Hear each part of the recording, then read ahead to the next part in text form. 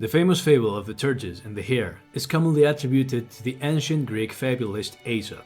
In this world-famous story, we are presented with the tale of a tortoise and a hare who are set to compete against each other. A certainly unfair competition at first glance, given that there will be no way for the tortoise to be faster than the hare, at least not from a purely empirical and biological perspective. The story tells us, through the use of these enduring animals, about the dangers of arrogance and underestimating your opponent. We all know the story. We've been told it thousands of times, so I don't need to tell it to you again, and I'm sure you don't want to hear it again. But there's something this story doesn't address, something that not even modern interpretations of the tale seem to take into account, and that is, what is going through the tortoise's mind? Because, when hearing the original story, we can certainly imagine the petulance and arrogance of the hare who decides to take a nap in the middle of the race. But have you ever stopped to think about what's going through the tortoise's head? And no, I'm not asking you so you can roll your eyes and dismiss what I'm saying as a mere glorification of a children's story. Think about it. Do you really think the tortoise wasn't aware of its own nature as an exceptionally slow animal? This creature has to face a race on equal terms against an animal that is not only faster than it, but also more agile and with a quicker reaction time. It's as if you, listening to this, had to face Usain Bolt on equal terms in a sprint, or had to swim 100 meters against Michael Phelps during the London Olympics. Don't you think the tortoise doubted its abilities every single second? Don't you think the tortoise thought on dozens of occasions that it will make a fool of itself and that competing against a hare is a joke? And not only that, imagine that if you're lucky, you move forward 1 or 2 inches per second, and you see that the finish line is still in the exact same place it was a while ago, but you've already lost sight of the hare. Imagine all the times the tortoise could have thought it was wasting its time, that it's too slow, that its nature will never allow it to win. All these thoughts and more, and it hasn't even moved a single meter. Do you feel the weight? But, despite all that, the tortoise kept taking small steps, moving forward, 1 inch at a time. Even with the full weight of its thoughts, with the full weight of doubt and perhaps the weight of hopelessness, the tortoise kept moving forward. Because perhaps you don't lose as long as you're moving forward. You lose when those thoughts knock you down for good. And that tortoise is me. Because yesterday, after 64 days, I looked back, expecting to see miles traveled, and what I saw were inches.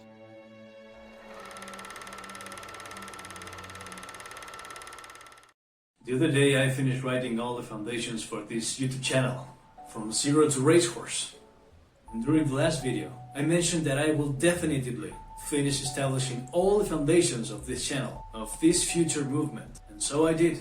I finally finished establishing each and every one of the important points that form the channel's backbone.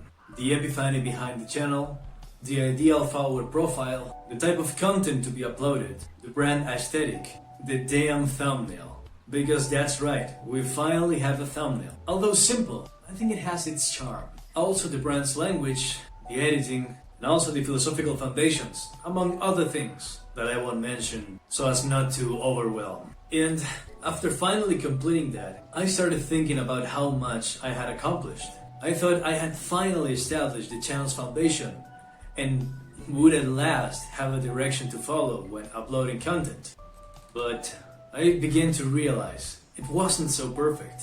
I started looking at how much progress I had made on the roadmap I designed to achieve this goal. I started thinking about whether I had managed to be more efficient or more productive than I was last year during the same period. And the answer made me feel a bit like the tortoise from the fable. I looked at how far I had come on the roadmap and realized I had strayed far from the path.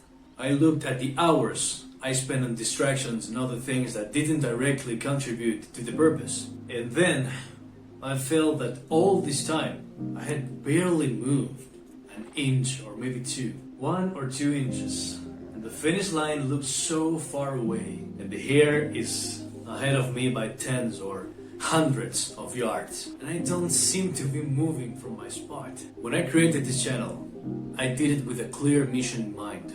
To get rich in a completely ethical way, get enough money to buy myself a race mare, train her, care for her, and turn her, if she cooperates, into a champion.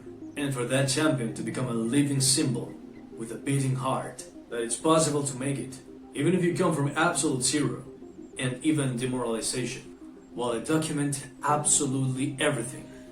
And one of the pillars of this channel is brutal honesty. And it's not easy to openly show your fuck-ups in public, before judging eyes, regardless of whether they are few or many. But that's how it has to be. These are the top 10 programs I have used since August 6th, which is when I started this channel until today. While some of these programs are associated with work, tasks, editing, and other things also associated with the channel, the elephant in the room is clear. How much more progress would you have made if you hadn't dedicated so much time to distracting programs? If you hadn't dedicated 116 hours to Red Dead Redemption 2 in these 64 days? If you hadn't dedicated 20 hours to No Man's Sky to test that new update with some friends?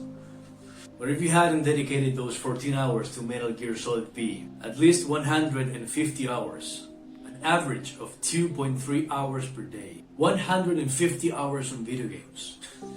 Do you know how much that is? Almost 6 full days. 6 whole days galloping on virtual prairies, while my real mare doesn't even exist yet. And what about the websites I visited? Yeah, I have those too. 116 hours spent on YouTube and 10 hours spent on Reddit. 126 hours in total. The rest are AI tools I use to supplement projects or work, evaluating tasks, creating systems, and researching topics. Of course, there were times when I needed to use YouTube to learn new concepts, research editing related questions, and many other things. But I guarantee you that, of those 116 hours, I doubt that more than 30% was used for those purposes, for the right purposes. The rest translates to, let's watch something interesting, or just one more video. Because yes, I don't use Instagram or Twitter or X or any other social media besides YouTube, and very occasionally Reddit. But that doesn't necessarily exempt me, because that's 116 hours watching videos of others chasing their dreams. 116 hours of being an spectator, not the protagonist. You see, I don't have the habit of tracking my time effectively, nor have I paid much attention to my screen time until now. And reality hits like a bucket of cold water. But I realized it, and that's something. One more inch. I finished establishing the foundations for this YouTube channel. One more inch. I started uploading videos again with, I hope, better quality. One more inch. I improved my editing skills at least one bit. One more inch. I woke up most days at 5 or 6 a.m. even when it wasn't necessary. One more inch. I completed some advertising projects for friends and family. One more inch. I'm not so arrogant as to believe I'm doing everything right, because I just gave you titanic proof that I am not. At least not entirely. However, the reason why the story of the tortoise and the hare is so famous and continues to be taught after millennia is because it holds a universal truth. Consistency, even with failures, even when it's small, yields results. And that's the small victory I want to share in this video. Listen, it's not easy to expose your privacy on YouTube, nor is it easy to show your screen time or present yourself as an imperfect being without embellishments. It's not an easy thing to do in our age of digital narcissism. But I cannot play the victim because it's what I choose. And even if it's just a little, I hope that this has contributed even just 1% to what I want this channel to be someday. And yeah, I'm not a fan of stories without satisfying endings, nor of fables without morals. What did you learn and what can you learn from this experience? That you cannot improve what you can't measure. Listen, you will never feel truly aware of your efforts until you observe what you spend your time on. Believe me, this experience although humiliating, gives you the gift of being able to change course. Get your bearings and focus on the fronts you need to polish. Because today, I know I cannot let myself be seduced by constant distractions. So I've already blocked them for 90 days. No breaks, and even on the weekends. Now I know that YouTube steals my time like no other social media. So I've installed extensions that hide YouTube, and I've set limits to prevent myself from getting lost in endless videos. Yes, I will start including my goals visibly in my day-to-day life, whether in the form of a calendar or reminders or Google Calendar or whatever. But one thing is certain, this lesson will not be underestimated, because in the end, our conduct is little more than the sum of our habits, the pile-up of our distractions. This is From Zero to Racehorse, where I detail my entire journey from absolute zero in the falls, getting rich enough to buy a filly, turn her into a race mare, and if she cooperates, turn her into a champion. This has been Max, and always remember, lose 100 races, show up for 101. Bye-bye.